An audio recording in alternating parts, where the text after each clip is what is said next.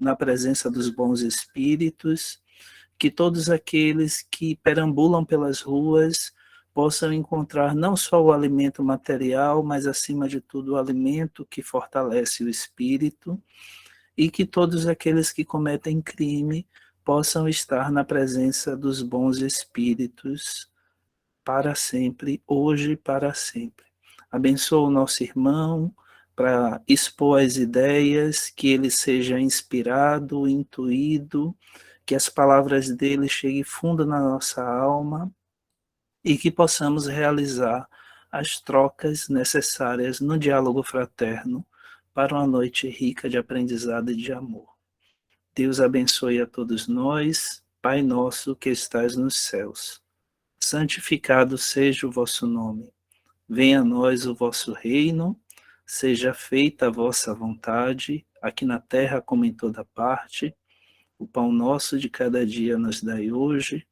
Perdoa as nossas ofensas, assim como nós perdoamos a quem nos tem ofendido. Não nos deixe cair em tentações e livra-nos de todo mal, porque teu é o reino, o poder e a glória para sempre. Que assim seja. Que assim seja.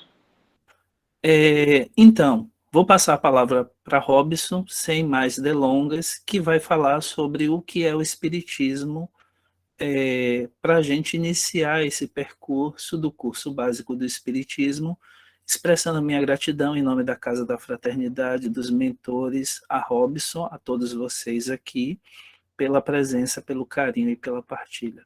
Robson, é com você, viu, meu irmão? Segue aí. Um abraço. Ok, Léo Paraná, obrigado pela atenção, pelo carinho, pelo acompanhamento que você nos deu durante essa semana para estarmos aqui hoje. Inicialmente, boa noite a todos, a todas que estão presentes aqui no Meet, nesse nosso primeiro encontro do estudo do grupo a respeito do que é o Espiritismo, o curso básico do Espiritismo, que esta casa que eu aprendi a amar ao longo dos anos, porque a conheci logo quando da fundamentação, da fundação, pela nossa querida Dona Noélia, que é a Casa da Fraternidade, depois passou a ser a Casa da Fraternidade Noélia Rodrigues Duarte, nos ofertou durante a sua existência, enquanto esteve conosco na sua passagem pela Terra nessa última encarnação. A gente poderia até mesmo pensar que aí estaria o primeiro exemplo do que é o Espiritismo, já que essa é a proposta de hoje, nós falarmos sobre o que é o Espiritismo para darmos início a esse programa de estudo sobre o Espiritismo. E quero também agradecer ao meu querido amigo Luiz, que eu já conheço também há muitos anos, lá da Casa de Oração Bezerra de Menezes, que nos fez o convite, juntamente com a atual presidente, que eu esqueci agora, confesso, me perdoe o nome dela, para estar aqui com vocês hoje, porque ontem eu estive presencialmente participando da palestra da semana de segunda-feira. Então, eu agradeço a todos, a casa, a Dona Noélia, aos espíritos amigos e os trabalhadores hoje da casa, pela manutenção e a continuidade desse trabalho. E quando nos reportávamos a Dona Noélia, porque Dona Noélia, ela foi, sem dúvida alguma, um exemplo de uma verdadeira militante, de uma verdadeira espírita, tá? Como Kardec assim definia. Aquela que não se utilizava tanto das palavras, mas ela vivia aquilo que ela acreditava.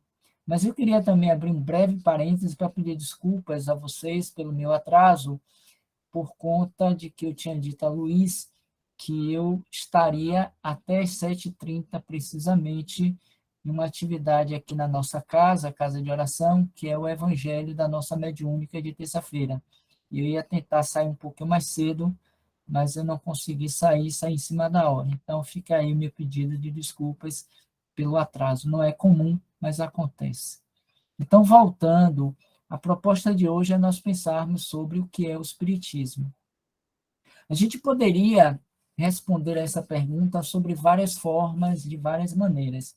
A começar por dizer que o Espiritismo é um dos muitos livros dos 23, não sei se vocês conseguem ver aqui, que vocês devem conhecer, e eu estou partindo do princípio que vocês todos e todas, vocês são espíritas, estão vinculados à Casa da Fraternidade e outras instituições, que já têm uma noção básica do que é o espiritismo. Eu estaria simplesmente ensinando missa a vigário. Então, algumas coisas eu posso estar pulando, mas vocês, durante as suas considerações, vocês podem estar ajudando e apresentando. Então, vai ser um bate-papo, um tanto quanto interativo, para que a gente possa ganhar mais dessa forma, e não ser apenas uma palestra, uma live monossilábica, para que a gente ganhe mais. Então, esse é um dos livros escrito por Kardec, que não faz parte daqueles que nós chamamos como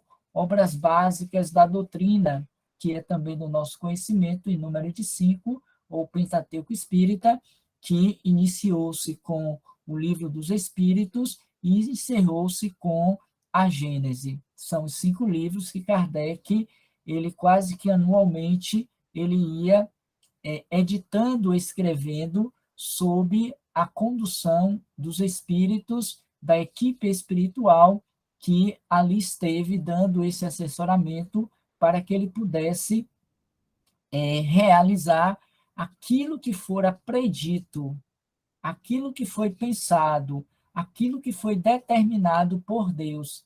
E esse é um ponto muito significativo quando nós pensamos a respeito do que é o Espiritismo. O Espiritismo não é mais uma doutrina que surgiu em um determinado tempo e espaço em nossa sociedade, no nosso planeta, mas ela é uma concepção de um ideal superior advindo da vontade de Deus, porque é da vontade dele, a partir da coordenação do nosso Senhor Jesus Cristo, aquele que nós sabemos, conforme disseram os Espíritos a Kardec, no Livro dos Espíritos, na questão 625, o nosso modelo, o nosso guia, e que esteve à frente, liderando e conduzindo toda a fundamentação e toda a construção do pensamento daquela que seria para nós a terceira revelação, ou o Espiritismo, a doutrina dos Espíritos, que é um outro ponto importante quando nós conceituamos Espiritismo.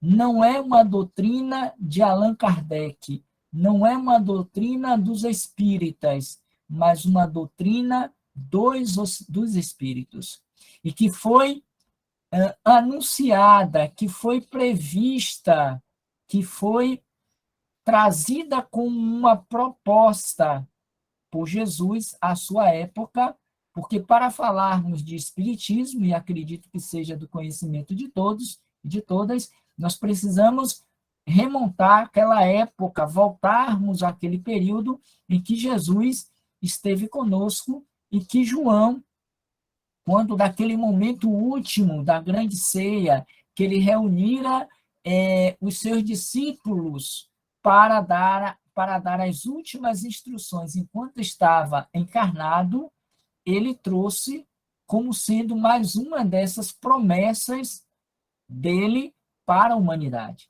que não foi apenas esta, foram outras tantas, mas esta a mais significativa, porque ele estava prenunciando, ele estava estabelecendo que nós não ficaríamos órfãos, porque haveria de vir um novo Consolador, conforme nós vemos no capítulo 6 do livro O Evangelho segundo o Espiritismo, que é o terceiro livro da série do Pentateuco, que Kardec escreveu como sendo a terceira parte do Livro dos Espíritos, sendo esse o primeiro, que vai desencadear todos os outros livros, todas as outras obras, e que Kardec intitula como sendo o Consolador, o Cristo Consolador.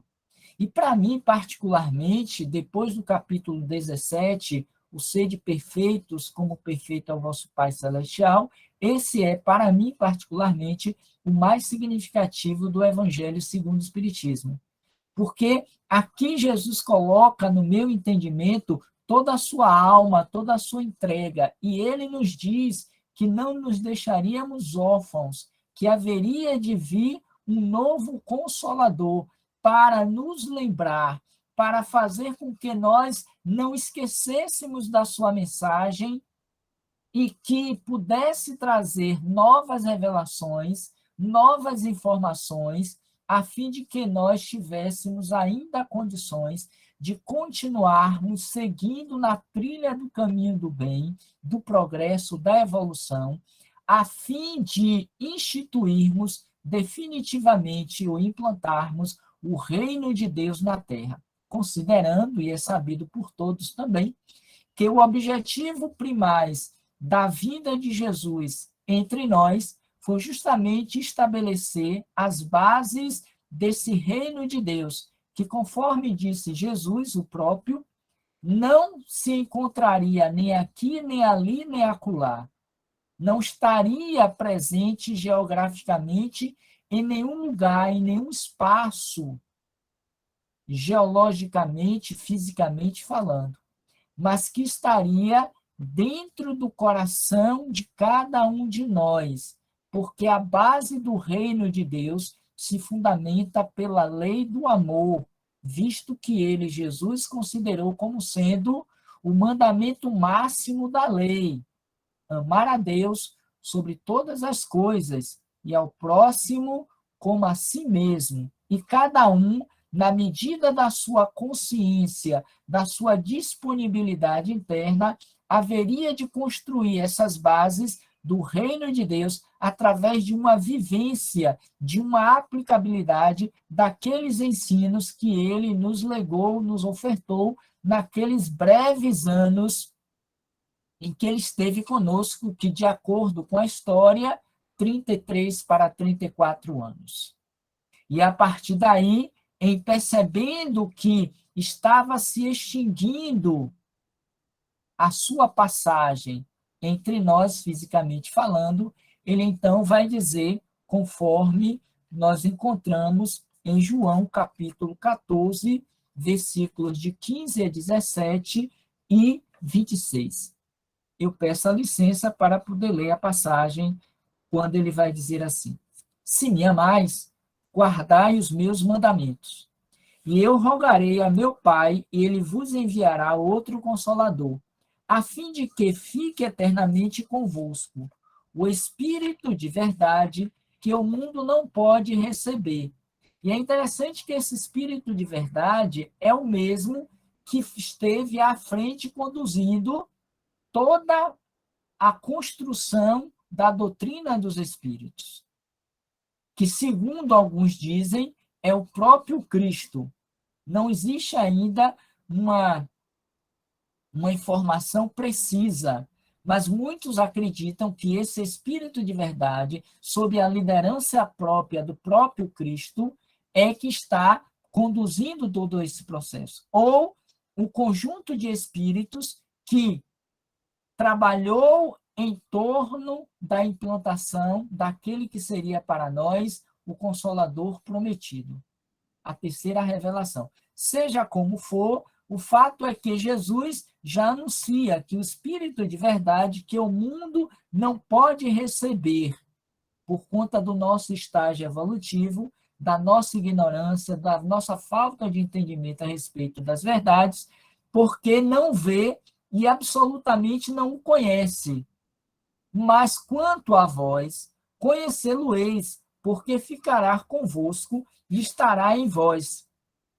Porém, o Consolador, que é o Espírito Santo, ou Santo Espírito, que meu Pai enviará em meu nome, vos ensinará todas as coisas e vos fará recordar tudo o que eu vos tenho dito. O que é o Espiritismo? Não apenas o livro, um dos mais escritos por Kardec, porque para muitos, Kardec só escreveu o Pentateuco Espírita. Na verdade, é em número de 23 livros ou 23 obras, perpassando pelas revistas espíritas, pelos artigos das revistas psicológicas que ele escrevera, como o livro A Viagem, de 1862, salvo engano, esqueci de trazer ele aqui, como certamente o próprio que é o Espiritismo, e outros que está listados como sendo da obra da lavra de Allan Kardec, pelos seus estudos, pelos seus apontamentos, pela sua dedicação em fazer com que ele, até então conhecido como Hippolyte Léon Denisard Rivaio, um francês pedagogo, um estudioso, um magnetizador, uma pessoa conhecida e respeitada, influente na sua área de literatura francesa, para a sua época, em Paris, reconhecidamente, um dos colaboradores da gramática francesa, uma pessoa altamente respeitada pela sociedade de então, lhe fora confrontado, lhe fora apresentado, melhor dizendo, aquelas manifestações que estavam acontecendo à época para que ele pudesse observar lá nos salões parisienses, em que ele teve a oportunidade, depois de alguma resistência, de assistir, de ver. E a partir daquele momento em que ele observa as inteligências respondendo, ou aqueles efeitos respondendo, as batidas, de forma inteligente ao que estava sendo perguntado, ele então, como homem de estudo, de ciência, de observação, ele concluiu, pelo bom senso que lhe era característico, que se aquelas respostas eram inteligentes, a causa não poderia ser senão também inteligente. É o que faz com que ele se debruce, que ele passe a observar, que ele passe a investigar, para que mais tarde, então, consolide as bases da doutrina dos espíritos como sendo aquelas manifestações, as chamadas manifestações espíritas, os fatos espíritas, como sendo obra, o resultado das almas dos homens que haviam morrido e que voltavam para dizer que a vida continuava. Então, 12.000 anos antes, Jesus já prenunciava o advento do Espiritismo, a partir da configuração desse novo Consolador, que viria regido pelo Espírito de verdade, que conduziria aquela obra, e que, evidentemente, precisaria que houvesse alguém que estivesse à frente do ponto de vista humano, do ponto de vista material, intelectual, para pegar todo aquele material, para produzir um resultado que pudesse ser mais tarde apresentado à humanidade de então. E, a partir dali, pudesse produzir cada vez mais, a nível de efeitos e resultados, a grande obra que Deus, a partir do seu Filho, determinou para a humanidade, considerando que esta é, conforme já dissemos e é sabido por todos, a terceira revelação advinda do mundo espiritual superior para a humanidade, que as antecederam, que foi o próprio Jesus, enquanto segunda revelação, e que vem também no momento oportuno, em que a humanidade já estava em condições, a princípio, de conceber aquelas informações, pelo seu antecessor, que foi Moisés. Então, reparem que na história da humanidade, ao longo de toda essa história, nós viemos sendo conduzidos e direcionados para o objetivo maior para o qual Deus nos criou, conforme vemos em O Livro dos Espíritos, que é esse aqui, e que todos temos. É porque eu estou com esse negócio, não dá para ver realmente as claras, né? Eu botei esse fundo aí, não dá para a gente ver. Mas todos conhecem o Livro dos Espíritos. Então, o Livro dos Espíritos é a obra básica do Espiritismo. E nesta livro, que é feito de perguntas e respostas, 1019, Kardec, de número 130, salvo engano, me fugiu agora, ele vai perguntar qual é o objetivo da encarnação dos espíritos. Deixa eu ver se realmente é essa, 130. E os espíritos vão dizer: Deus a impõe com a finalidade de levá-los à perfeição, sendo que para uns é prova, para outros é missão. Então, a finalidade da encarnação, o móvel pelo qual, é a 132, perdão, objetivo da encarnação. Qual o objetivo da encarnação dos espíritos? E isso tem a ver com o que é o espiritismo. Deus lhes impõe com a encarnação com o objetivo de fazê-los chegar à perfeição. Para uns é expiação, para outros é uma missão. E aí vai depender do nível moral e espiritual de conhecimento que já se adquiriu através das sucessivas reencarnações, o conhecimento da lei de Deus. Por essa razão, disse também Jesus: conhecereis a verdade e ela vos libertará. Então, vem Moisés, depois vem o Cristo, para que mais tarde, 18 séculos, pudesse vir o Espiritismo como sendo essa terceira revelação, advinda do mundo espiritual, pela ação do mundo dos espíritos desencarnados, para nos apresentar esta realidade, a qual todos nós a conhecemos, porque todos viemos desta realidade espiritual, mas que com o esquecimento do passado e ainda viventes em um mundo de provas e de expiações, em que a matéria se sobrepõe à nossa realidade espiritual, faz com que nós nos esqueçamos dessa nossa identidade divina.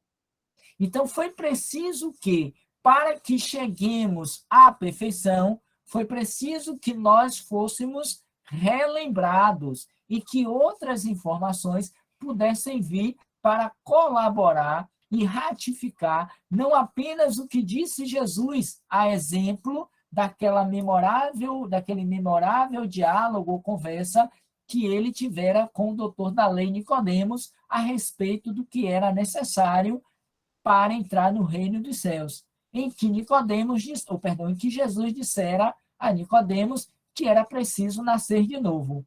Ali já estava implícito os princípios da reencarnação, que somente mais tarde, porque nessa época não se concebia a ideia propriamente de reencarnação, em que pese que também muitos orientais, muitos povos orientais já tinham a concepção da reencarnação, mas não dentro da estrutura do conhecimento que os espíritos trouxeram para Kardec, e este nos apresentou no Livro dos Espíritos, em toda a obra básica da doutrina. Então, ela vem como sendo algo importante para dar seguimento ao nosso processo de evolução, conforme também já dissemos aqui, que nós encontramos no capítulo 17 do Livro dos Espíritos.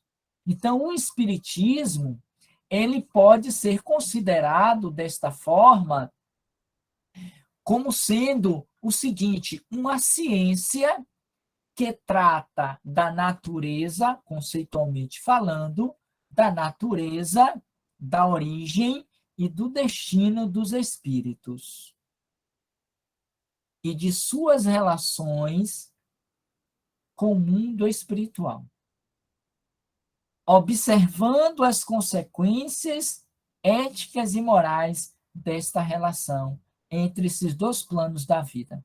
Porque este que ora nos encontramos todos aqui, os presentes na live e aqueles que virão depois, esse é transitório, esse é passageiro, esse não é verdadeiro.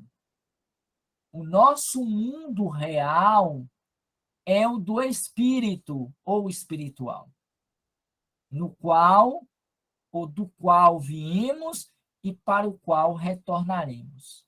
Estamos de passagem. E esse é um ponto significativo, porque quando Jesus esteve conosco, para compreendermos melhor a grandeza dessa obra que é o Espiritismo e que nós poucos valorizamos e o vivenciamos, Jesus já se reportava dizendo que o reino dele, aquele que ele veio implantar na terra, em nome de Deus, nosso Pai, não era desse mundo. O meu reino não é desse mundo. Porque ele estava tratando do reino espiritual, desta realidade que para a maioria de nós, por estarmos muito ainda enfaixados na percepção material, não vemos, não compreendemos, não sentimos, mas que, em verdade, ele está presente em nós, nos dando oportunidade para que nós nos desenvolvamos a partir da consciência intelectual, do desenvolvimento intelectual e também, sobretudo, do moral. Por isso, conceitualmente, uma ciência, porque ela parte de um princípio, desde o início do seu processo, assim o fez Kardec, da observação, da universalidade das respostas, da acuração daquilo que era trazido pelos espíritos, do acompanhamento, do raciocínio lógico, do bom senso. Então, ele utilizou-se de todos os elementos de uma ciência investigativa para poder chegar aos resultados, porque nós temos como objeto de pesquisa, como o de estudo, como toda a ciência tem um objeto de estudo ou de pesquisa, que é nós mesmos, ou o espírito. Então, o que é o espiritismo? É esta nova ciência, ou esse novo espiritualismo que surge no século XIX para justamente apresentar à humanidade esta realidade a qual já existia, que sempre esteve presente, mas que nós não detínhamos o conhecimento profundo desta realidade, que muitos já falavam, mas que não conheciam detidamente a respeito dele. Essas manifestações começaram a surgir a partir de 1847, justamente fora da Europa, e sim na América do Norte, com a família Fox, em que as meninas, Kate, Catarine e esqueci agora o nome da outra menina, Fox, as meninas Fox, está até aqui nesse livrozinho, ó, é pena que não dá, de Cosme Mar, perdão, é esse outro aqui. Não sei se vocês conhecem esse livro, que chama-se Meninas do Barulho, das Irmãs Fox, de Radevilles. Então, é a história real que conta, para quem se interessar, pode adquirir esse livro, pode pedir na Federação Espírita esse livro, que chama-se As Meninas do Barulho, que conta a história real de como surgiu o pré-espiritismo a partir daquele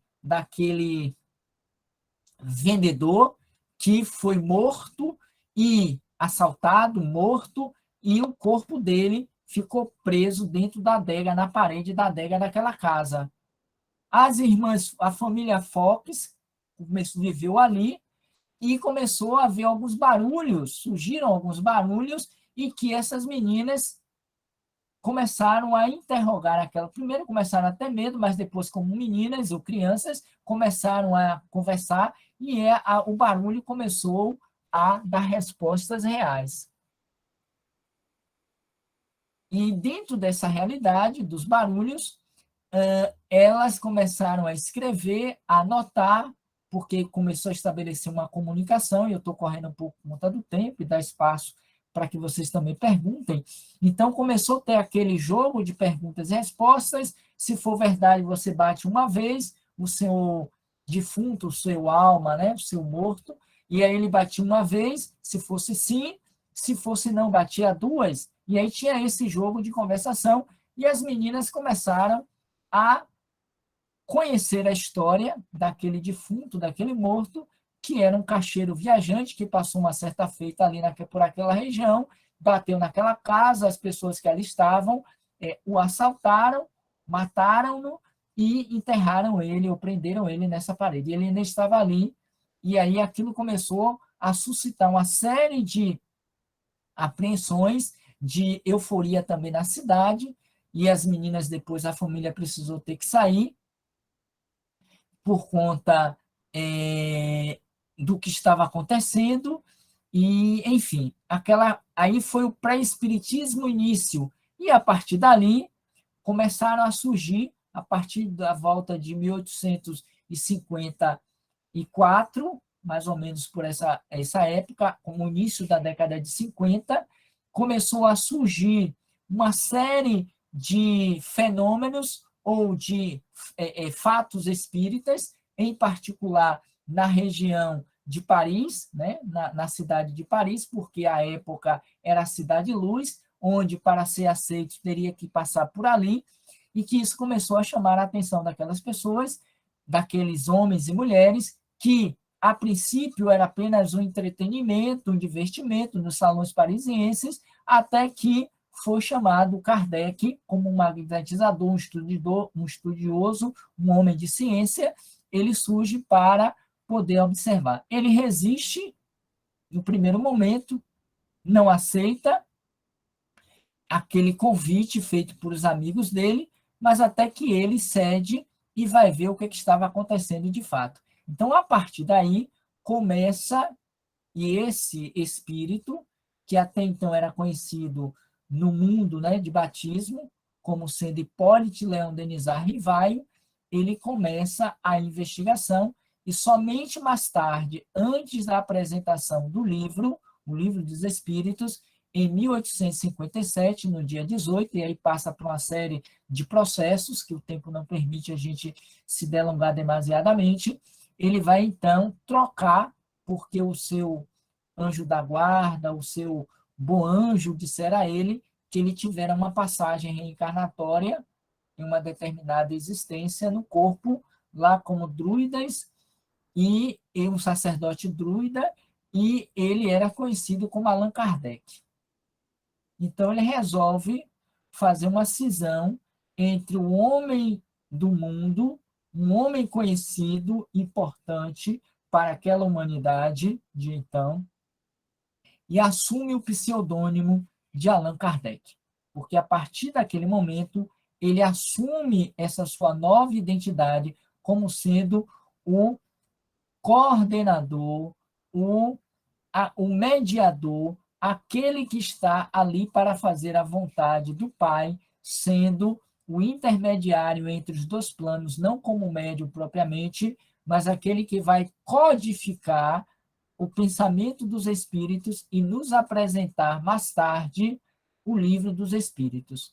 Livro este que é dividido em 4 partes ou em 4 livros, conforme vocês também já sabem, e que tem esse outro livro muito bom para quem não conhece, o que eu estou aqui com vários livros que o tempo também não permite a gente trazer, mas esse livro em particular, de Cosme Marci, penso eu, os estudiosos, os interessados do que é o Espiritismo, sobre o Espiritismo, ou do Livro dos Espíritos, mais especificamente, devem tê-lo, que é a ordem didática do Livro dos Espíritos.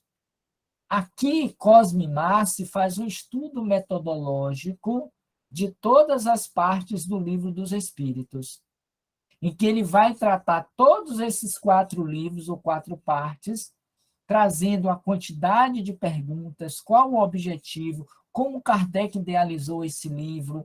É muito legal, muito interessante o estudo, fácil de ler, porque ele é pequeno, e que mereceria da nossa parte, principalmente os neófitos, se tiver algum deles aqui, para poder fazer esse uso desse livro, repetindo a ordem didática do Livro dos Espíritos, de Cosme Marci.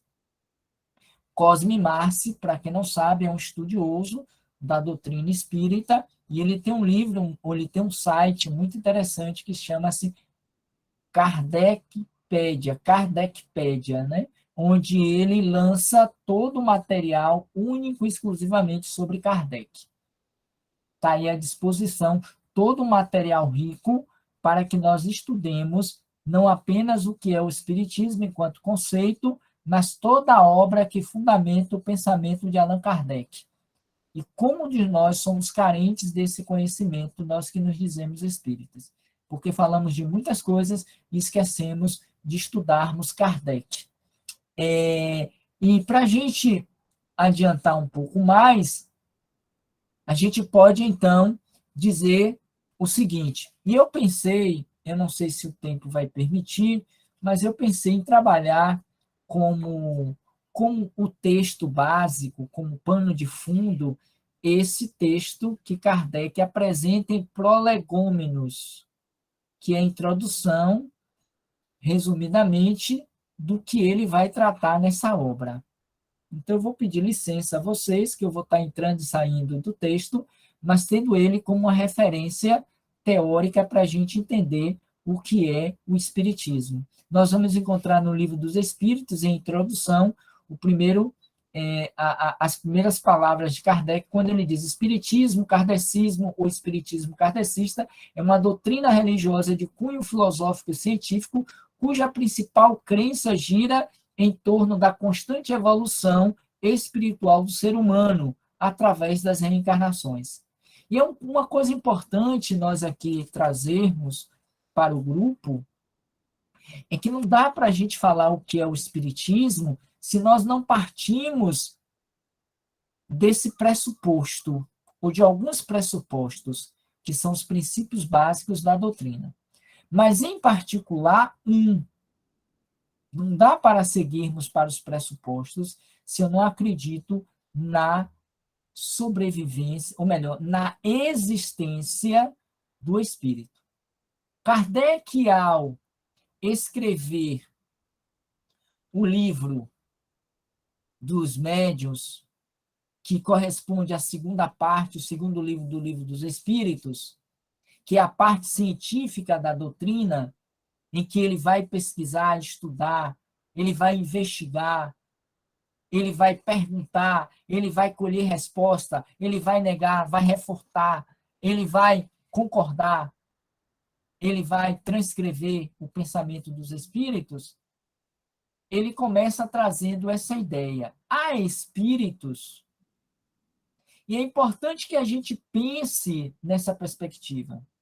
Porque se a gente não pensa nessa ideia, tudo mais que vier cairá por água abaixo, visto que a origem da doutrina espírita se dá exatamente pela investigação, não apenas da produção, não era nem tanto pelos efeitos que eles estavam causando, ou seja, as manifestações espíritas como as mesas girantes, que ficaram conhecidos os fenômenos espíritas à época, no pré-espiritismo, as mesas girantes. Não era propriamente a investigação das mesas, mas dos autores da manifestação, que Kardec conseguiu identificar como sendo os espíritos das almas dos mortos, dos homens que morreram. Então, isso é uma coisa importante quando a gente começa a estudar espiritismo, para poder identificar como básico. Tem muitas pessoas que dizem assim, eu gosto até do espiritismo, mas uma coisa que eu não concordo é a reencarnação. Ou não aceito é reencarnação. Você não é espírita. Você pode ser até um espiritualista. Porque nem todo espiritualista é espírita, mas todo espírita é por si mesmo um espiritualista.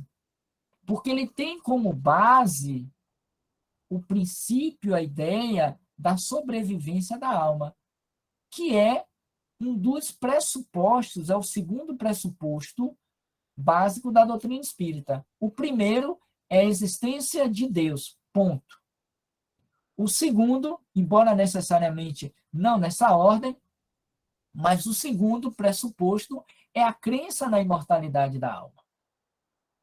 Se eu não acredito no espírito, automaticamente eu não acredito na sobrevivência dela. Se eu não acredito na sobrevivência dela, eu não posso me considerar um espiritualista, menos ainda um espírita. É básico. Outro pressuposto dentro do que é o espiritismo: uma ciência, uma filosofia, uma religião. A crença na comunicabilidade entre os mortos e os vivos. Mortos do corpo, desencarnados, que estão nessa interação contínua entre os dois planos. Qual é o conceito de doutrina espírita? É uma ciência de observação que estuda a relação entre o mundo material e o mundo espiritual e as suas consequências morais. Então, para que eu possa fazer essa avaliação, eu preciso acreditar de que existe esse nível de comunicação, de interação.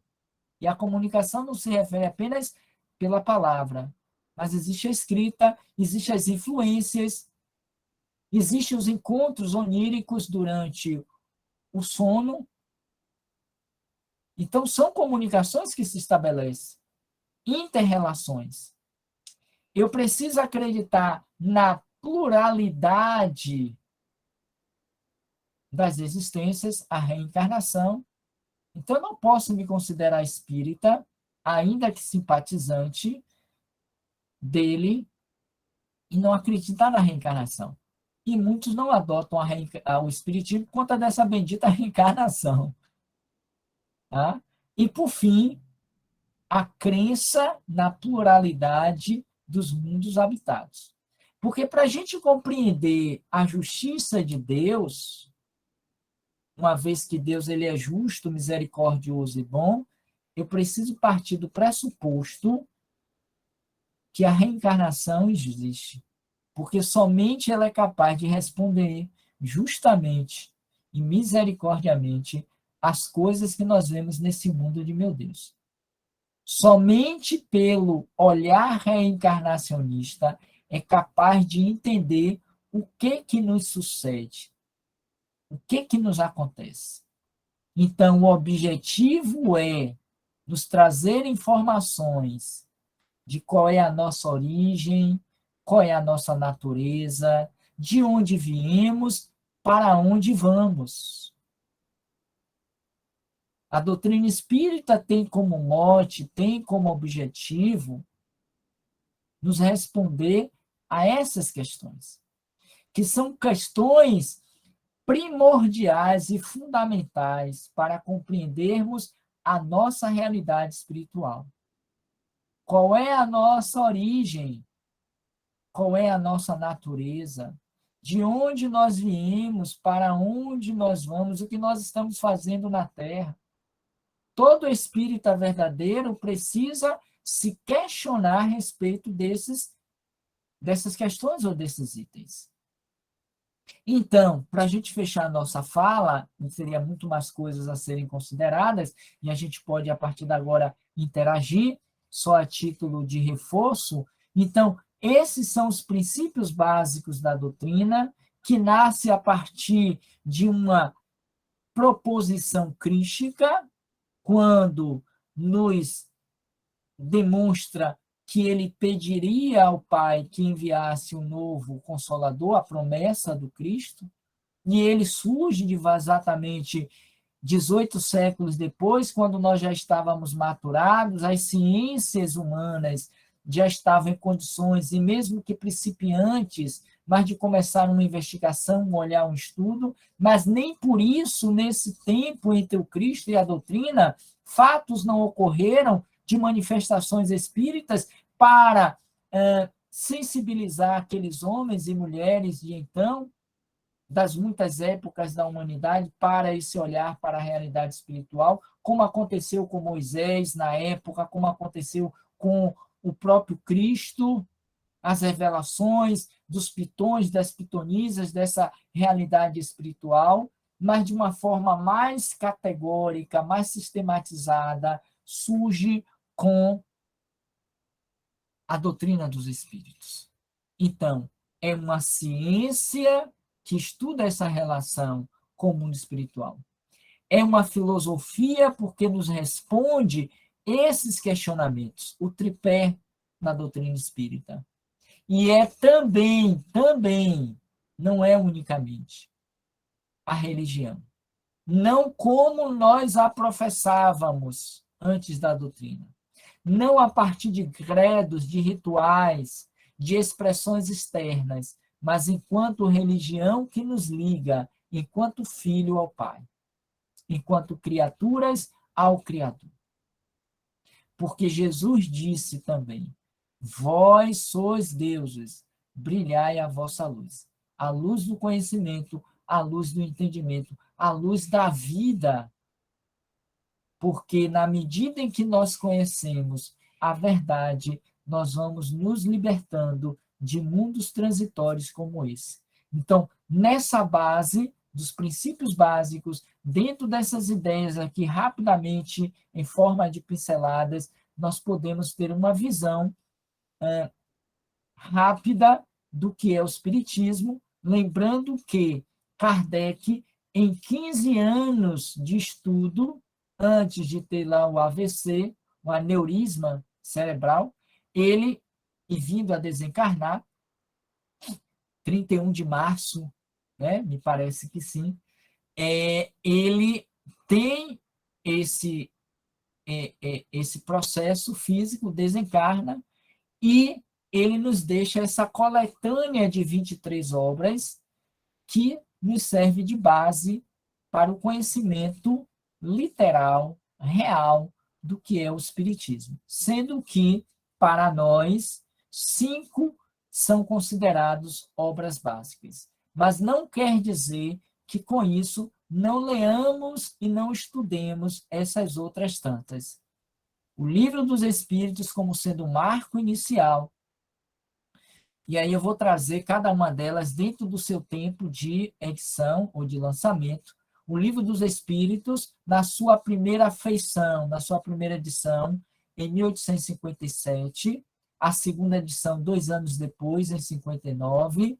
Depois veio o Livro dos Médios, em 1859. Não, eu acho que é em 1861. 1861, o Livro dos Médios. O Evangelho segundo o Espiritismo vem em 1863, o Céu e o Inferno em 1865 e a Gênese em 1868. É a sequência dos anos em que Kardec, de 1804, 8 de outubro de 1804, a 31 de março de 1869, quando ele desencarna. A doutrina espírita surge, então, na França, em meados do século XIX, a partir dos estudos e observações feitas pelo renomado pedagogo e educador francês Hippolyte Léon Denisard Rivaio, também conhecido pelo pseudônimo de Allan Kardec, a partir daqueles fenômenos que aqui já trouxemos das mesas girantes. E ele vai, nesses 15 anos, que é uma coisa interessante. Às vezes a gente leva uma encarnação inteira só para ler, quando lê, pela metade e aceleradamente, um dos livros da obra básica. Se é que nós lemos. Kardec, em 15 anos, escreveu todo essa monumental obra de 23 livros. Eu vou ficar em aberto agora para propor a vocês, dentro do tempo que ainda nos cabe, essa interação e esse bate-papo. Eu acho que essa introdução breve, eu acho que ela foi oportuna. Com você, Léo, fica à vontade. Maravilha, Robson, muito obrigado. Eu também quero te pedir desculpas porque eu esqueci de te apresentar. Robson é um palestrante, trabalhador da doutrina espírita, mesmo jovem, já de longa data, é o idealizador do canal Roteiro Espírita, que eu sugiro a vocês darem uma olhada lá no YouTube, tem excelentes conteúdos, e é isso. Eu esqueci alguma coisa, Robson? Ou alguma coisa que eu não falei que é importante? Não, tá bom. Fique tranquilo, agradeço. Mais tarde. Beleza. Beleza, beleza. Então, vejam, essa é a hora das perguntas. Eu anotei aqui 3 para mim, mas eu vou deixar vocês muito à vontade para iniciarem fazendo a pergunta. Lembrem que não se estendam muito na fala da pergunta para dar tempo das outras pessoas falarem, e ao término usem a expressão fim, como eu vou fazer agora, para poder vocês darem a chance de Robson entender que vocês terminaram a pergunta e fazer a pergunta. É com vocês agora, levantem a mão, tá?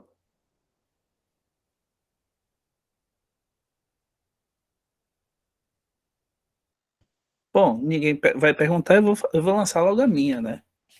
Então pronto. Robson, veja, você explicitou muito bem o que a doutrina espírita inaugurou, diferentemente das religiões. E isso ficou bem claro na sua exposição.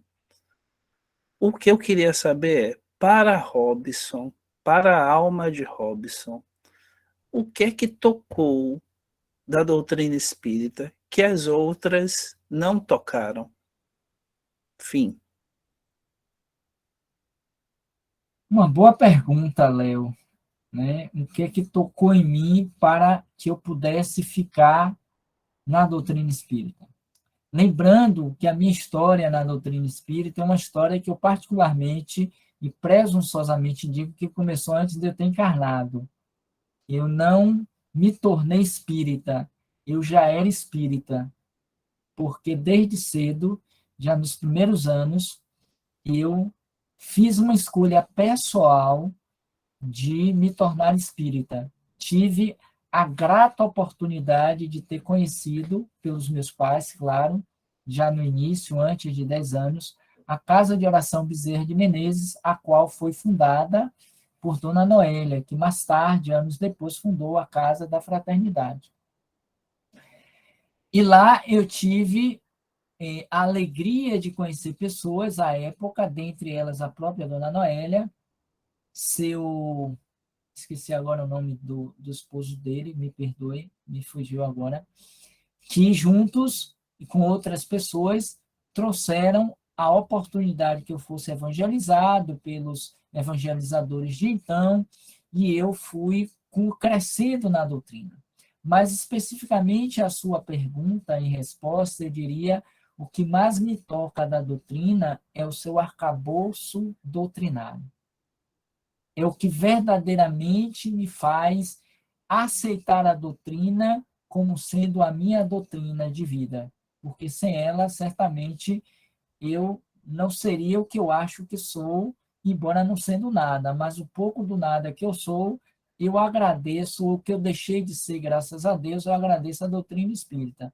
É pela consistência lógica, racional, de bom senso, que essa parte filosófica, essa parte conceitual, nos oferece para compreender a realidade de espíritos imortais que nós somos todos.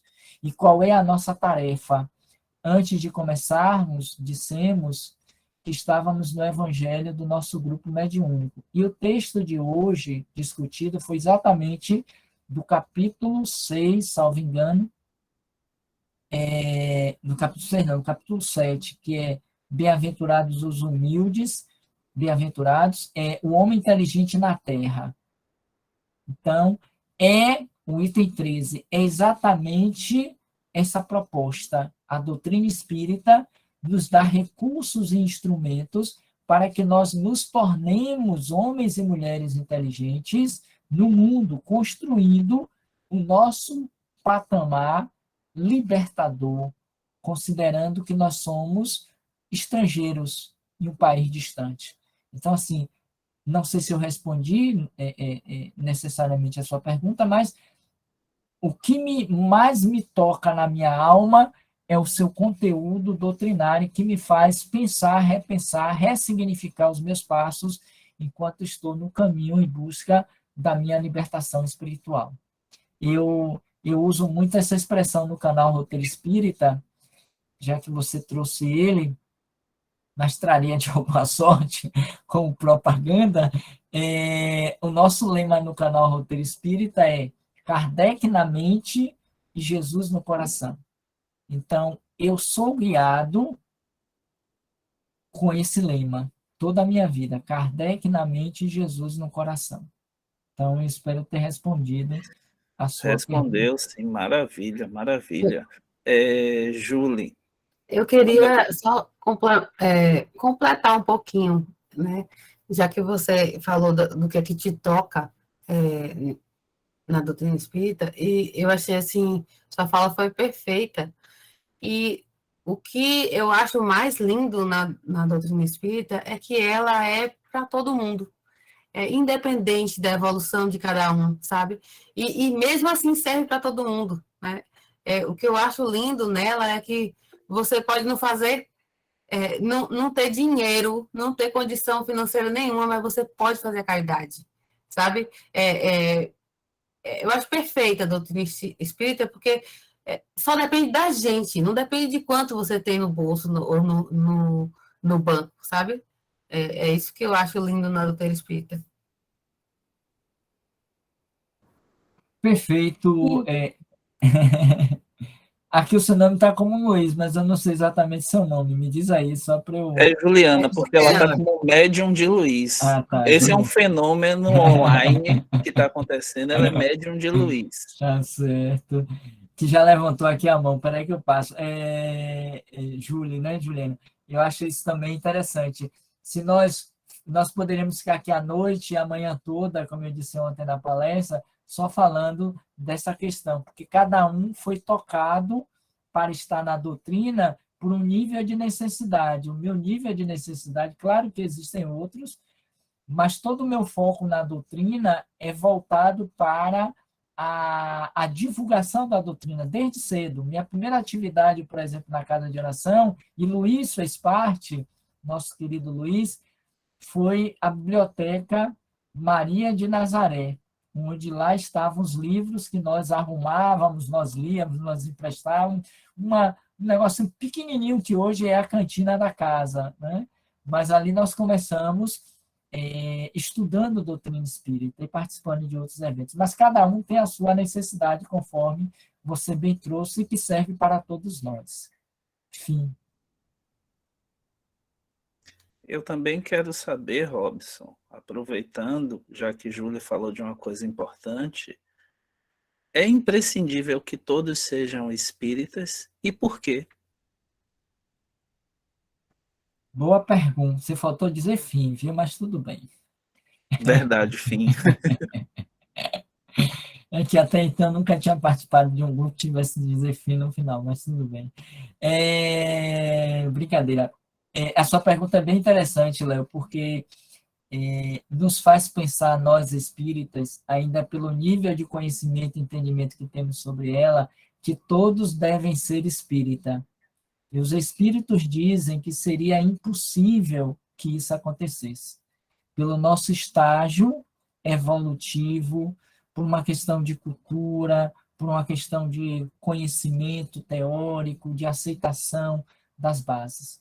A doutrina espírita, ela não traz nada que é de diferente do que já existia. Quando nós pegamos a doutrina, que nós lemos toda esse manancial de conhecimento e de informações, nós vemos que não tem nada de diferente do que já existia. O que Kardec fez justamente com o Espírito foi dar uma metodologia, foi dar um direcionamento, porque ela se fundamenta no que está na natureza.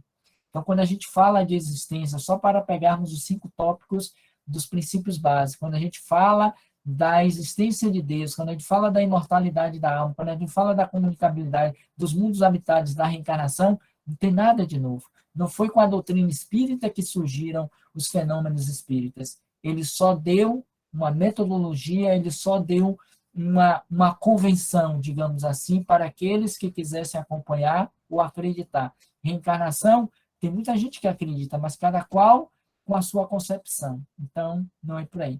E outra coisa, dentro da sua pergunta, na verdade, as ideias que o Espiritismo defende, essas sim serão universais.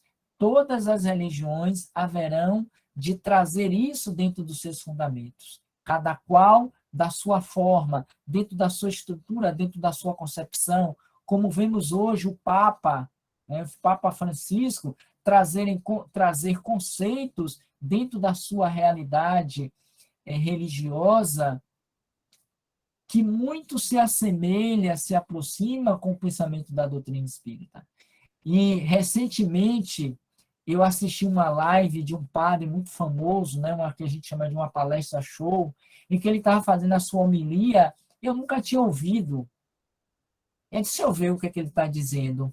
Era um momento de descanso depois do almoço, então eu me permiti, estava passando ali no YouTube, aí eu vi lá e disse, deixa eu dar uma olhada, deixa eu ver o que ele está dizendo aqui. Até para refutar, até para talvez criticar algo que valha. E aí comecei a assistir. Mas não é que eu gostei, não é que eu fiquei ali parado uns 25 minutos ouvindo, não fui mais por conta das atividades que eu tinha para fazer, me marquei para poder assistir, embora ainda não tenha assistido, tem uns 2 ou 3 dias, mas assim, ele estava falando de perdão, e é nesse ponto. Tudo que ele trazia, tudo se assemelhava até os exemplos, senão isso aqui é espiritismo, está lendo, e ele lê, não tem dúvida que ele lê. E ele se fundamentou para aquela assembleia igualzinho que qualquer um de nós palestrantes ou que nós encontramos no livro da doutrina espírita. Então, assim, não tem para que todos serem espíritas, porque não seria possível. Mas acredito que as ideias que os espíritos trouxeram e que Kardec conseguiu implementar dentro da codificação, esta sim, mais cedo ou mais tarde, haverá de se tornar algo básico para todas as religiões. Cada qual vai trazer o seu trejeito, a sua forma, a sua idiosincrasia, mas todos falarão a mesma língua, sabe? A língua dos anjos, digamos assim. Maravilha. Boa noite, João. É com você, manda ver aí na pergunta. Boa noite. Saudações a todos. Eu queria saber com relação a Aristóteles e Platão. Já visto que ele já defendia no tempo dele a ideia dos dois mundos, né? Que ele dizia que existia dois mundos e o mundo real não era esse aqui, o mundo real era o das ideias. Com relação ao espiritismo, o que ele fala sobre Platão e Aristóteles? Eles seriam percussores do espiritismo? Obrigado, João, pela sua pergunta. E sim, eu não poderia falar de cátedra sobre um nem outro, mas dentro do que nós temos na doutrina espírita, e em particular no Prolegômenos, em que ele vai trazer no final, e o tempo não permitiu, e aí fica um convite para que vocês leiam. Eu vou até me apropriar dessa pergunta de João para poder trazer o último parágrafo. Está no Livro dos Espíritos, em Prolegômenos. Ele diz assim, lembra-te, isso é o espírito Kardec, né? Lembra-te de que os bons espíritos, os espíritos disseram a ele, lembra-te de que os bons espíritos não assistem senão aqueles que servem a Deus com humildade e desinteresse, e repudiam a qualquer que procure, no caminho do céu, um degrau para as coisas da terra. Eles se distanciam do orgulhoso e do ambicioso. O orgulho e a ambição serão sempre uma barreira entre o homem e Deus. É um véu atirado sobre as claridades celestes, e Deus não pode se servir do cego para fazer compreender a luz. Ele fecha Prolegômenos trazendo essa fala que os espíritos disseram a Kardec. E no final ele anota São João Evangelista, Santo Agostinho, São Vicente de Paulo, São Luís, Espírito de Verdade, Sócrates, Platão, Fénelon, Franklin, Swedenborg, etc. etc. Certamente, voltando à sua pergunta, Aristóteles, como tantos outros que foram precursores, que traziam essas ideias iniciais como servidores do Cristo, para que aquela humanidade, aquela época, antes do advento do Cristo, pudessem já começar a se espelhar, começar a respirar aquelas ideias. Por isso, no plano das ideias. A concepção que tinha Platão, Sócrates de reencarnação não era a mesma que o Espiritismo trazia, mas os princípios se assemelhavam. E é isso que descortina, isso que traz uma ideia de que não estavam presos a uma ideia tão somente de ressurreição, porque era o princípio da época, o retorno da alma ao mesmo corpo, ou aquela ideia de que poderia vir em parte humana e em parte animal. Então, Aristóteles, isso eu posso dizer com segurança, João, a você, como Platão, Sócrates, e vimos aqui todos esses e os outros que fazem parte do Evangelho segundo o Espiritismo, que fazem parte do Livro dos Espíritos, são precursores, porque são espíritos que reencarnaram com suas missões específicas de preparar aquelas almas, cada qual na sua época, na sua região, no seu país, para fomentar as primeiras ideias que mais tarde redundariam, como aconteceu com Cristo, quando nos apresentou o reino de Deus, aquilo que mais tarde nós conheceríamos como doutrina espírita. E eles, por terem realizado as missões específicas, eles foram convidados, como fora convidado o Espírito Amigo, que hoje nós o conhecemos como Joana de Ângeles, para fazerem parte desse grupo de espíritos sob a coordenação e a liderança do Espírito de Verdade, para apresentação mais tarde do Livro dos Espíritos. Como ainda hoje, acredito eu, estão à frente desse processo em que a Terra está rumando para um mundo de regeneração. Então, são os prepostos do Cristo que vieram antes como soldados, designados pelo general, para que eles cumprissem aquela tarefa missionária de começar a pulverizar o caminho por onde ele passaria mais tarde, a exemplo do próprio João Batista, o seu primo carnal, e tantos outros que vieram mais tarde, como o próprio santo, o Francisco de Assis, o santo de Assis, que foi a reencarnação de João Evangelista, segundo consta-se, e que ele veio,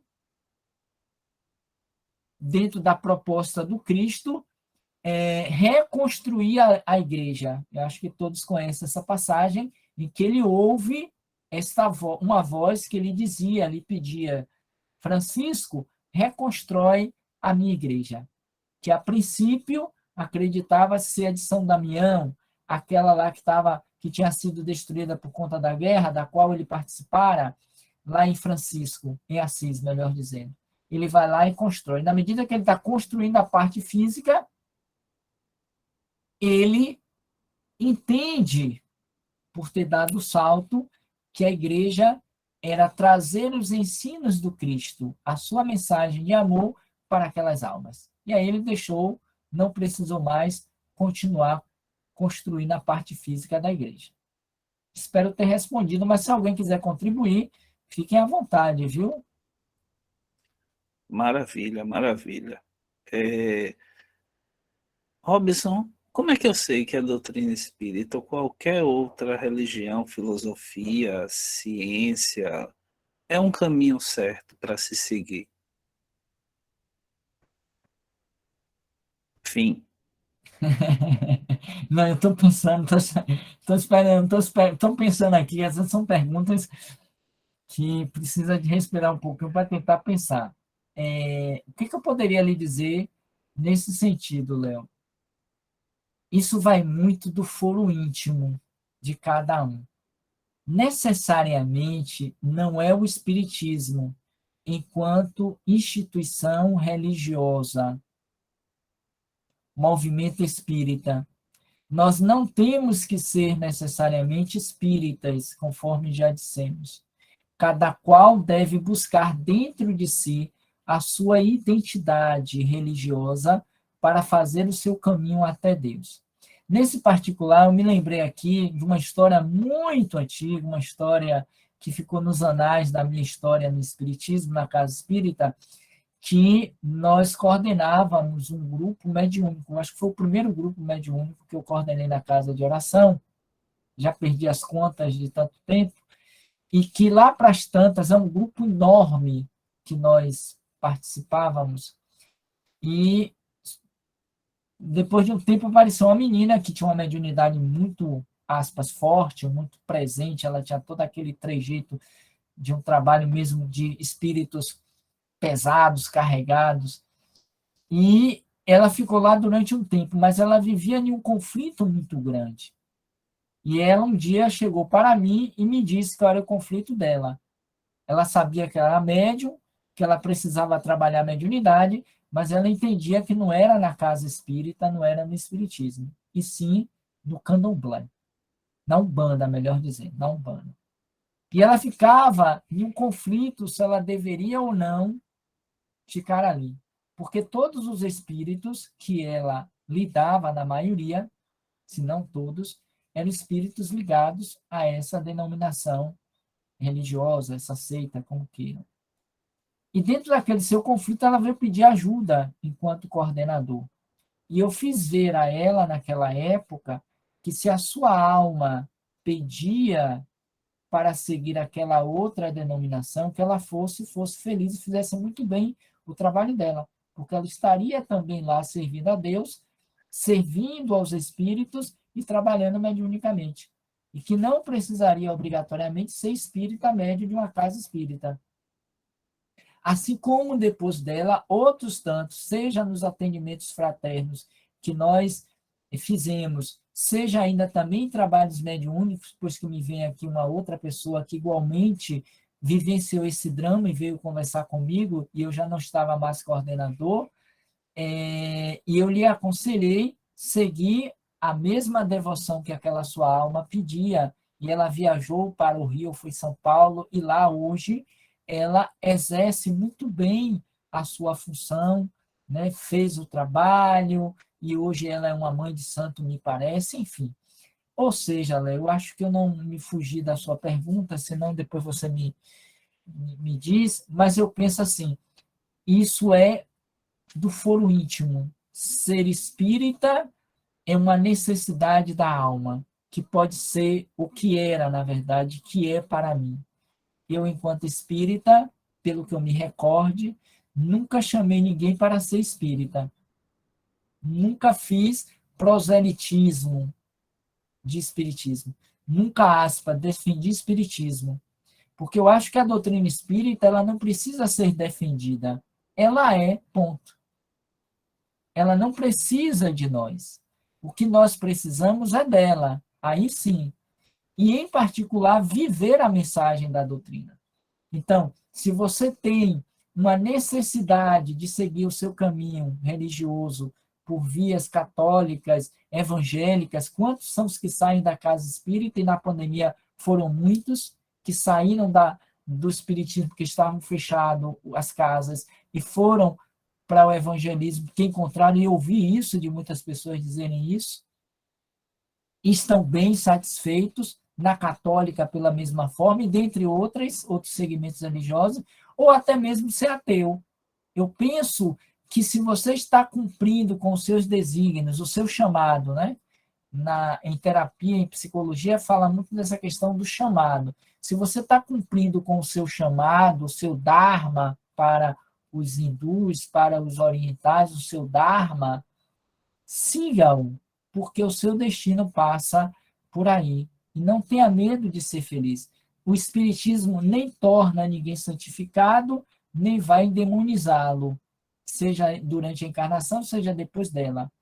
Quem não é espírita não quer dizer que vai ser obsidiado, que vai para um umbral, que não vai passar para um mundo de regeneração. André Luiz, Filomena de Miranda tem nos mostrado diferente nesse aspecto. Quantos são os espíritas de carteirinha de 30, 50 anos que nasceram e antes de serem espírita, encarnados, já se diziam espíritas, e que hoje estão sofrendo no mundo espiritual, que eu espero que não aconteça comigo, mas se for, não tem jeito. Mas eu procurei, ou estou procurando viver da melhor maneira possível os ideais dos espíritos que Kardec nos trouxe. Então, eu espero ter respondido de alguma sorte isso. Isso é que deve prevalecer, a nossa conduta, né? E aí, rapidamente, eu me lembrei de uma frase que é atribuída a Emmanuel, que ele vai dizer: o espiritismo é o que dele fizerem os homens, tá? Então, vamos fazer do Espiritismo o nosso exemplo de vida. E o resto a gente deixa para depois. Perfeito, Robson. Vamos então assumir o compromisso aqui entre nós, que quem tiver no umbral, quem tiver saído primeiro ou quem não passar por lá vai visitar o outro para poder tentar ajudar nesse processo, né? Diga, Lu, manda ver aí. Fim.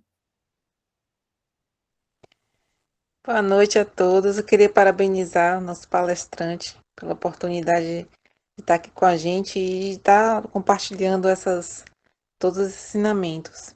Achei sua última fala, principalmente, sensacional, porque às vezes a gente vê em outras religiões as pessoas dizendo assim, você só vai ser salvo se você fizer isso, se você fizer aquilo. E uma das coisas lindas que eu acho no Espiritismo é isso, é inclusivo. Você pode ser de qualquer classe, você pode ser de qualquer religião até, né? Você pode ser de qualquer orientação sexual. Não tem isso dessa distinção. A gente pega Jesus como modelo e guia, e Jesus deu a mão à prostituta, não é isso? Apoiou e tudo. Então, eu acho isso sensacional. É, o que eu acho, respondendo o que o Léo perguntou, eu não sou a palestrante, mas vou responder o que eu achei interessante, que me tocou sua pergunta, né? Por que o caminho certo é o Espiritismo? Na minha visão pessoal, é porque a gente prega o bem, a gente só faz o bem. É o amor ao próximo, tudo que você vê de, de orientação é que a gente faça caridade, de amor ao próximo, isso não tem como ser errado. Tá lá escrito dentro da gente, no DNA, que o certo a ser feito é isso. Então, é por isso aí que estou aqui. Agradeço a todos a oportunidade. Enfim. Diga, Obrigado, Robson. Lu, pela sua contribuição e é bondade sua, viu, com relação ao trabalho. Mas deixa eu lhe dizer uma coisa que eu acho que nós espíritas precisamos pensar um pouquinho, principalmente nesses dias de hoje.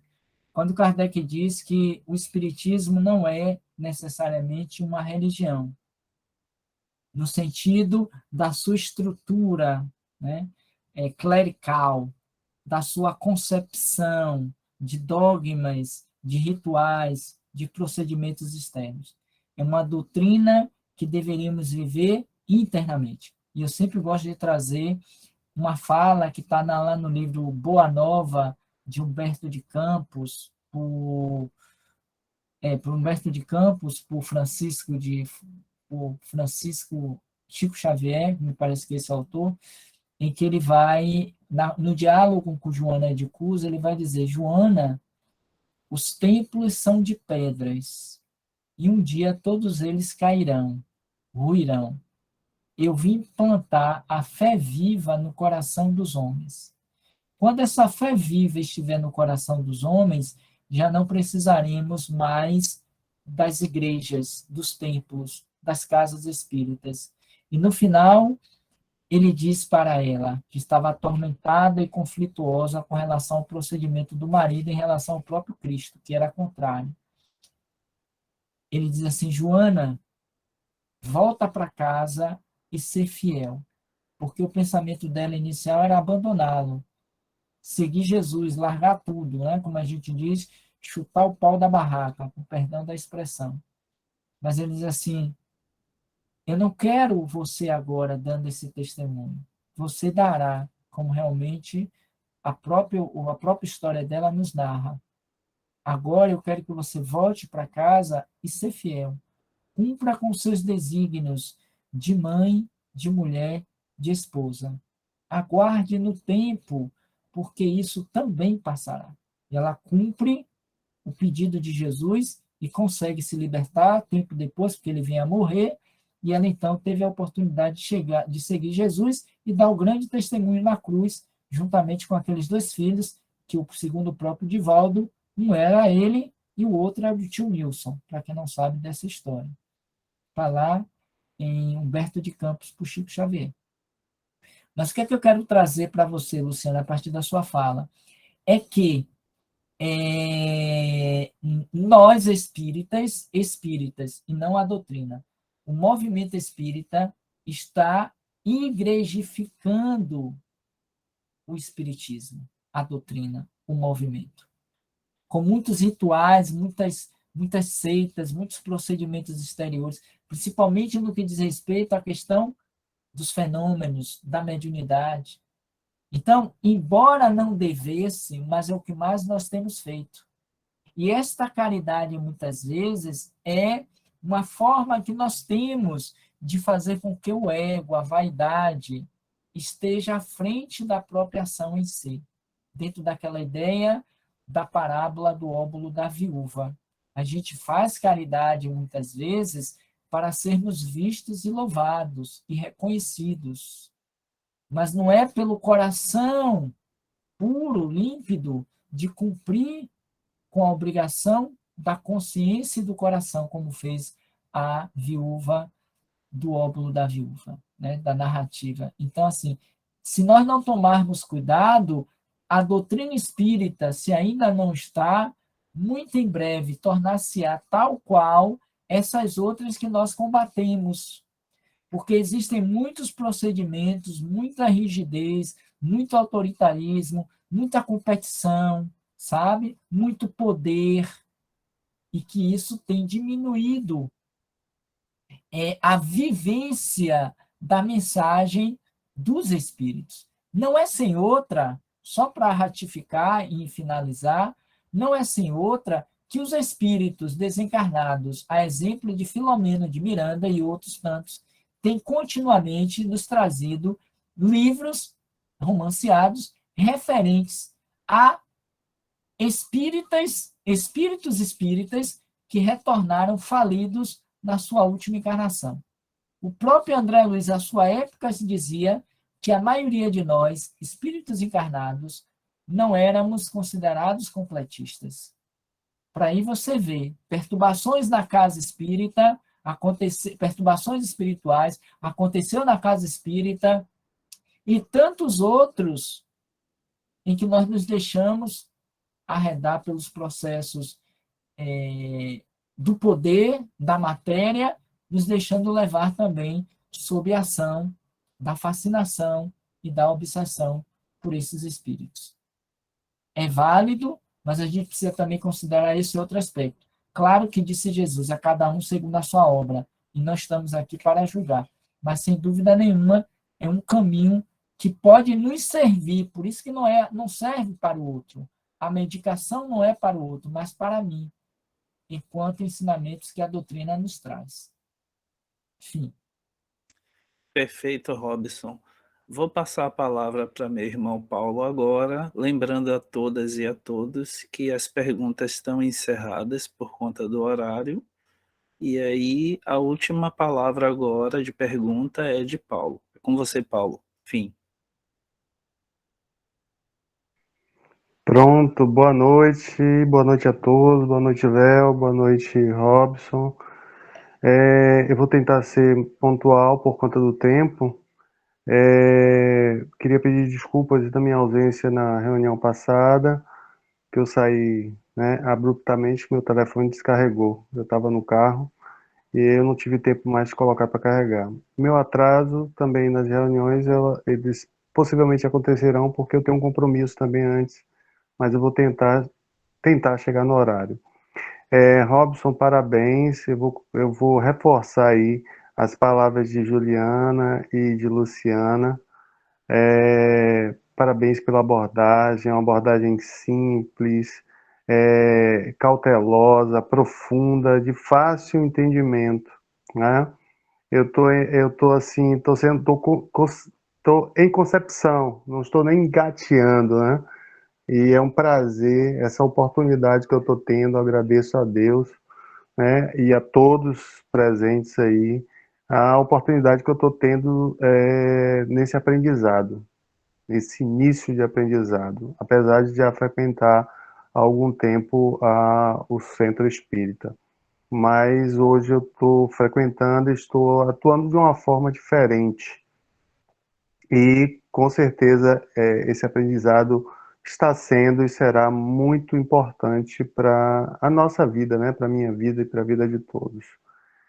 É, eu foi Juliana. A Juliana falou da questão da. É Juliana, né? Sim, sim.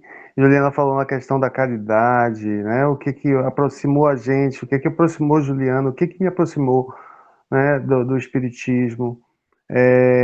Essa questão da caridade. Você não precisa ter dinheiro, você precisa ter vontade, né? E tem que estar na sua alma, como o Robson falou.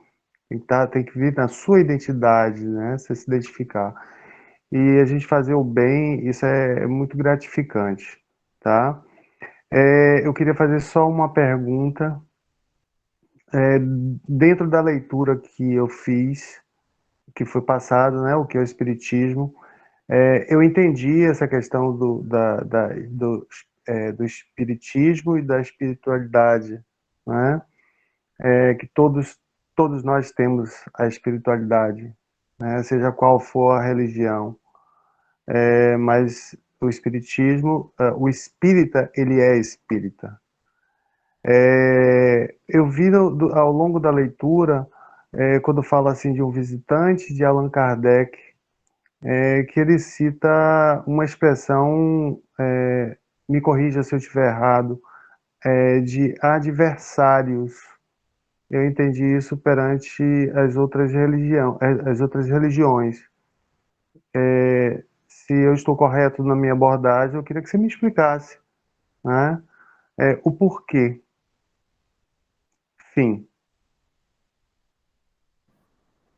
Obrigado, Paulo, pelas suas palavras de carinho, de atenção.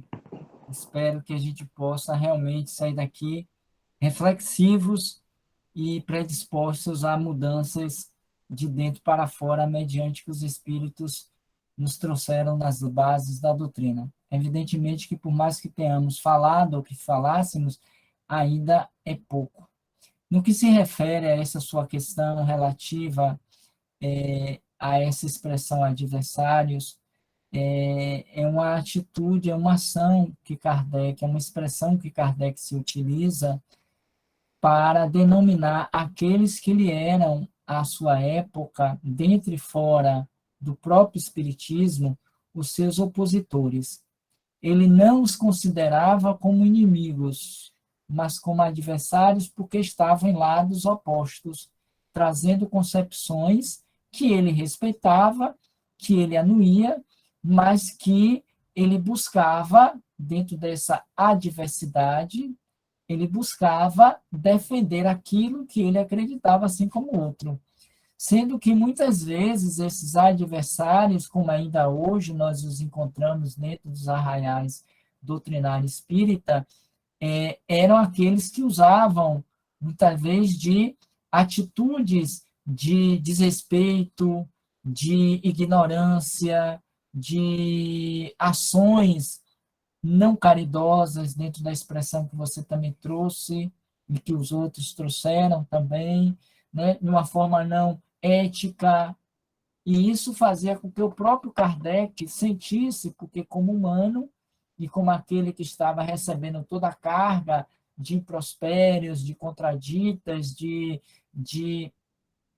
ações, até contra a mesma própria pessoa, de forma desrespeitosa, ele sentiu humanamente aquilo que, de alguma sorte, deve ter mexido muito com ele, e ele narra isso em alguns momentos nas suas obras póstumas, no livro que não foi escrito por ele, há de se dizer isso, e que muitos acreditam que façam parte das obras básicas e não faz. É uma obra que foi escrita depois da morte, por isso obras póstumas, mas que ao mesmo tempo é de Kardec, porque os escritos são de Kardec, onde ele traz algumas revelações nesse aspecto.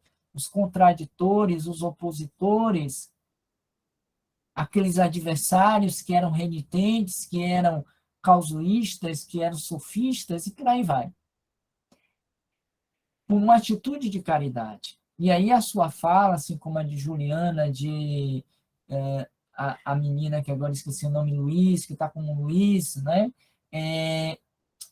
Kardec, ele traz na questão 886, eu acho que encerra bem a ideia que você trouxe, a seguinte pergunta: como entendia Jesus a palavra caridade? Qual era o sentido verdadeiro para Jesus de caridade? Eu queria trazer essa pergunta para reforçar um pouquinho a fala anterior, mediante as perguntas que foram feitas nesse sentido. E os espíritos disseram a Kardec como verdadeiramente Jesus entendia a caridade: benevolência para com todos, indulgência para com o erro alheio e perdão das ofensas. O famoso BIP. A verdadeira caridade que nós ainda não praticamos na doutrina espírita e que deveríamos, e que nós forjamos como sendo dar o pão, dar a sopa, dar o café, vestir, né? Que são válidos os procedimentos, mas que ainda não é como entendia Jesus, é uma atitude na vida, é um estar na vida, não é um momento, não é a contraposição, porque na doutrina espírita isso acontece muito, nós nos colocarmos, quando não inimigos, como adversários daqueles que são contra a doutrina espírita. Ninguém tem a obrigação, ninguém tem a obrigação de aceitar o espiritismo e os seus princípios básicos. Ninguém. E eles estão certos. Porque no nível de entendimento deles é o que concebe. Quando alguém diz que somente a Bíblia salva, eles estão certos. Quando diz que tem que se penitenciar, tem que se autoagredir, eles estão certos. Eles não estão corretos, mas estão certos.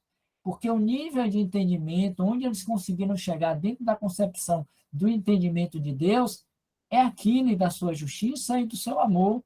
E a gente precisa respeitar, porque um dia também nós já estivemos lá. Se é que ainda não estamos. Porque estar no Espiritismo não está santificado. Não é estar devidamente sancionado com a lei. E Jesus disse: eu não vim para os sãos, eu vim para os doentes.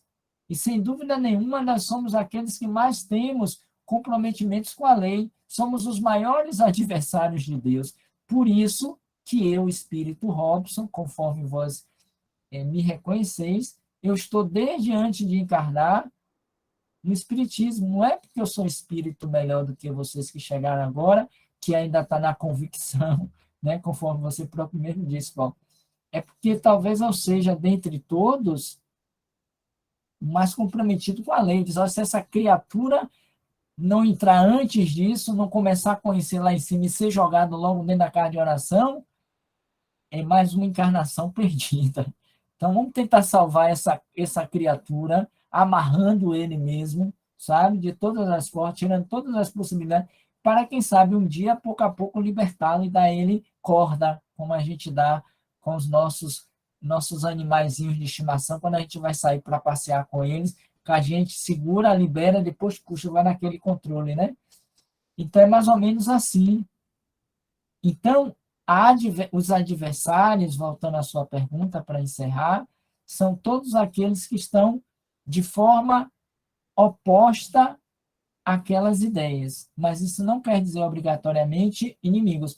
Por isso que Kardec, nesse livro que é o Espiritismo, ele vai trazer também como, dentro dessa configuração do visitante, do crítico, porque são vários diálogos, daqueles que querem conhecer o Espiritismo e a doutrina espírita, ainda que nós não saibamos ou não queiramos aceitar, a doutrina espírita é uma doutrina de perguntas e respostas, de questionamentos, de dúvidas. Se você não tem dúvida, é sinal que você não é espírita e que você precisa trazer as suas dúvidas, no sentido de querer aprender, conhecer, sair da ignorância daquela informação. Não há dúvida no sentido da oposição sistemática e feroz, como muitos de nós espíritas fazemos para os católicos, para os evangélicos, para os ateus. Não, cada um está na sua escola, na sua área, eles estão certos. Porque um dia eu estive lá, E um dia eles estarão aqui, se não ainda nessa encarnação. Quantos de nós saímos das nossas anteriores religiões e adentramos a doutrina espírita? E quantos estiveram aqui, voltaram para as suas antigas religiões, segmentos religiosos? Está errado? É atraso de vida? Vão ser queimados na fogueira? Não.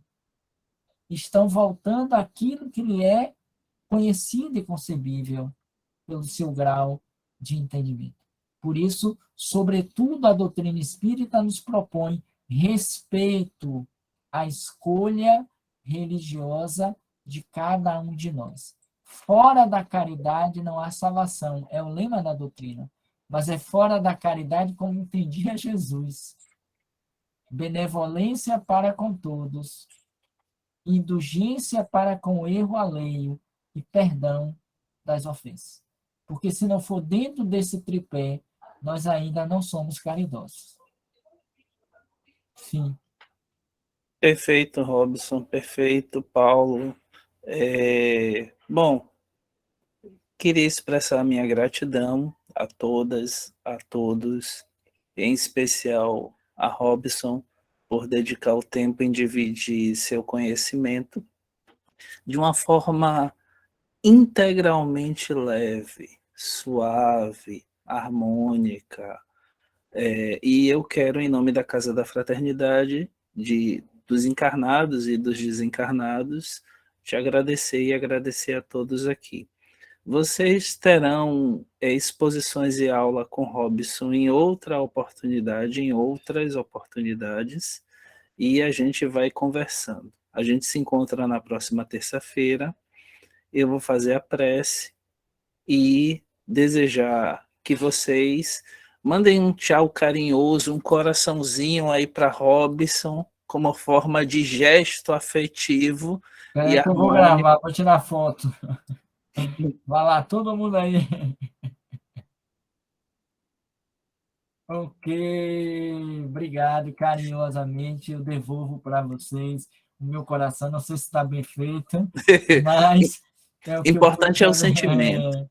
E queria, aproveitando uma fala rápida e final, convidá-los, conforme disse Léo, a conhecer o nosso canal, que nós estamos em um esforço de divulgá-lo, de aumentar a visibilidade da doutrina pelas visualizações, pelos inscritos, se puderem, Roteiro Espírita.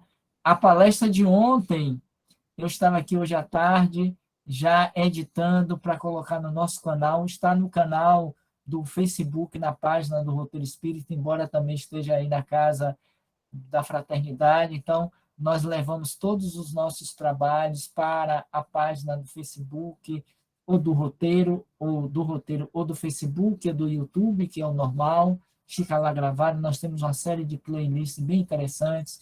Todas as manhãs, às 7h45, nós fazemos o nosso Bom Dia, sempre uma mensagem dos livros da doutrina espírita, Justiça Divina, Mensagens de Marta, Neio Lúcio, Jesus no Lar, os vídeos que a gente recebe de WhatsApp, esses que a gente vê e joga fora, a gente trabalha doutrinariamente esses vídeos, e o livro Filho de Deus, na sexta-feira, de Joana de Ângeles, sempre às 7h45, até mais ou menos 8h30, 8h45. Aos sábados, nós temos o Evangelho do canal, 8 horas, e no domingo nós temos, pela manhã, 7h45, Momento Kardec, onde a gente estuda doutrina espírita com Kardec, só o pensamento de Kardec. Fica aí a dica, quem quiser participar é livre, não paga nada, a não ser tocar lá no sininho, se inscrever e por aí vai. Um beijo no coração e até nosso próximo encontro breve. Tá bom? Vou fazer a oração para poder a gente encerrar, tá? Então, queria que todos e todas aqui se conectassem através do sentimento. Vamos pensar em algumas pessoas, quem você quer beneficiar, quem você quer amparar, que aquela pessoa que a gente pense possa receber diretamente de Deus e dos bons espíritos à luz da sabedoria, do amor, do afeto. Caso necessário, que seja confortado nas suas dores, alguma necessidade material possa ser atendida segundo a vontade de Deus. Que Deus abençoe a todos nós, que nos dê um bom dia amanhã e que as pessoas que passarem perto da gente ou lembrarem da gente possam também receber um bom dia. Que Deus ilumine a todos, hoje e sempre, segundo a sua vontade. Que assim seja. Gratidão a todos, a todas. Até o próximo encontro. Forte abraço, Robson. Tchau. Tchau, gente. Obrigado. Tchau, gente. muita Boa paz, noite. Muito feliz obrigada. ano novo Boa noite. a todos.